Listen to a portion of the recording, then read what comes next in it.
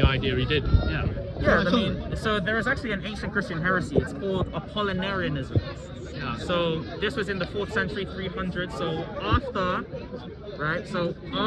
the Council of Nicaea, around 40, 50 years takes place, and we see that certain people had this belief that Christ had a human body, sure, but he didn't have a human soul. It was just that Christ, as being God, sort of created a human body and used it, like a reanimation jutsu in Naruto or something, Naruto, right? And so that was a misunderstanding. Christ isn't fully a human being, right? To be fully a human being, you've got to have a human soul as well. Sorry, if his body is mortal and his soul is mortal, what aspect of him do you think is God? Because I'm not sure what's left.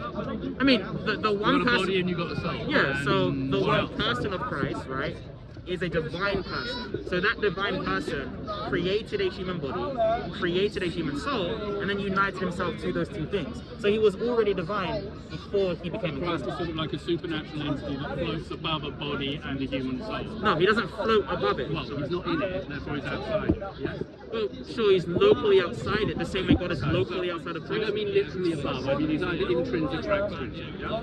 No, I mean by intrinsic. And he's outside. And what do you mean by inside? Like your soul, for example, is it intrinsic to you as a human? Yeah. Okay, is it inside If you? I have a soul, yeah. Okay, sure. It's not literally inside, I'm being metaphorical, the difference between extrinsic and extrinsic. That's all, because the language is easier. I may not understand when you say intrinsic, because when we say intrinsic, we mean that it adheres within the specific thing, but we don't mean that it's locally present inside that thing.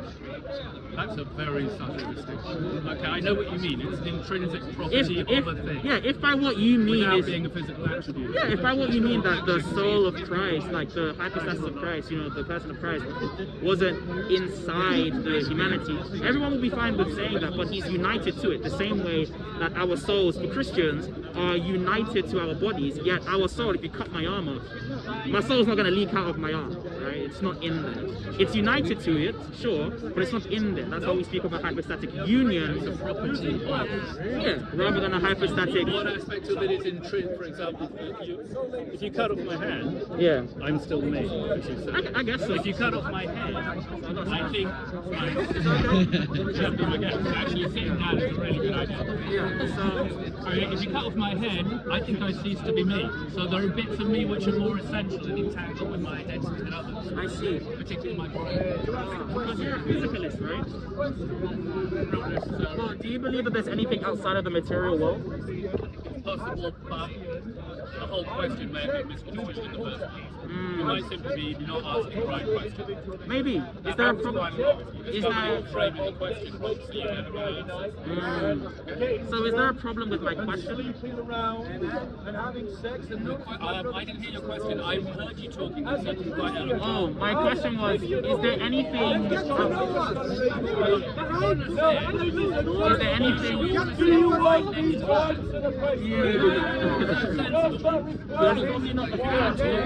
Probably not the best.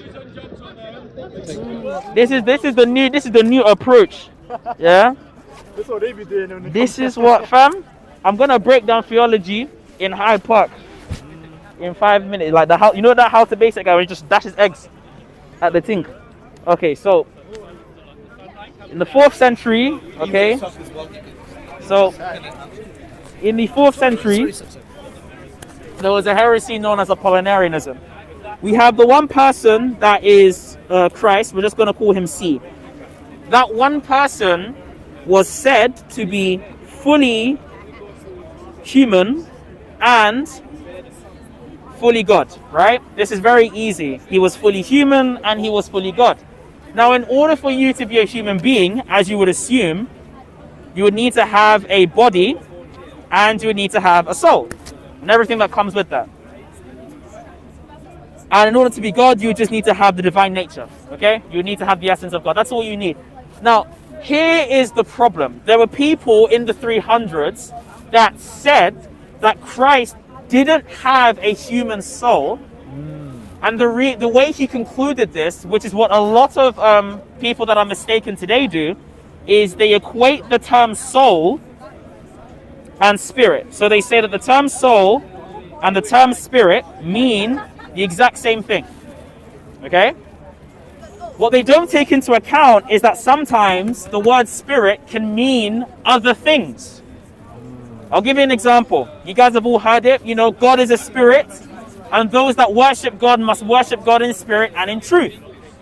And so they think that God is just simply a divine soul, a divine spirit. They equate the two terms. However, if you actually read the passage, the story is in context. And it's in context to a very specific account in the Gospel of John. In the Gospel of John, Jesus is talking with, I believe, a Samaritan woman, a woman from Samaria. And she argues and asks Jesus a very specific question. Where can I go to worship God? What temple should I go? What mountain should I go? Because my ancestors used to worship God on this very mountain.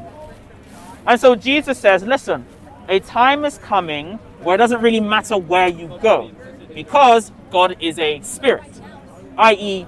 God isn't physical. So the term spirit can also mean a non-physical thing. It means our soul, but it also means that God isn't physical. The Apollinarians, the heretics in the 4th century, believed that Christ only had this, that he only had a human body. So imagine the divine person of Christ as God sort of creates just like a human body and then animates that body without having a soul. Like a puppet. Like a puppet. He literally moves the strings around like a puppet, does miracles through that specific body, doesn't really do much, and doesn't speak of having a soul. So really, he's not even a human at all. He's not fully human in any sense, because he doesn't have a soul. And so what we, the Christians, did is we informed these heretics very strongly that this is wrong. You need to have a human soul in order to be a human being. And so Christ has both a human body and a human soul, and he also has a divine nature, which we call God, the divine essence. Ultimately, the idea was just a bit of a confusion amongst modern Christians today, because they believe that God is a divine spirit. Then that divine spirit just had a human body and Christ didn't have a human soul. Big misconception. Yes, question? Before creation, Yeah. were there souls? No. Were there souls? No. So are souls created? Absolutely. Yes. So Jesus' soul was created. Yes, the same way his human body was created, right? Yeah.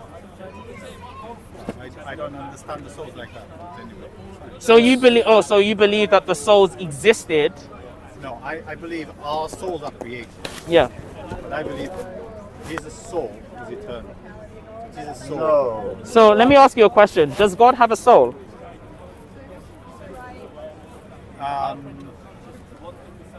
In the way we understand, Christ had a soul. Christ had a soul, I agree. Did God have a soul? I wouldn't know. So maybe this might help you out, right? So in Hebrew, the word for soul is nephesh, okay? This is the word for soul. And sometimes it means, the soul of a human being. Sometimes it means the thing that we use to feel or think, our nephesh. Then we have ruach, or spirit. And these words overlap, right? These words overlap. And spirit or ruach means the animation. So when God breathes into a human being, he breathed life into a human being. It animated that body. It made it a living soul, a living nephesh. Christ is going to be non-physical. God, the Trinity is not a physical thing. So the Trinity is a spirit. It's spirit, right? It isn't physical. The Trinity doesn't have a nephesh in that sense. Now, sometimes in the Bible, God describes himself and says, my soul was made glad. But what that means is that God was pleased with the thing that happened. Doesn't mean that the Father, Son, and Holy Spirit had a soul. Okay? So Christ had a human soul because he's fully a human being, which is created. Bring it down. No, it's all good. Thanks, man. See, getting the whiteboard actually helps.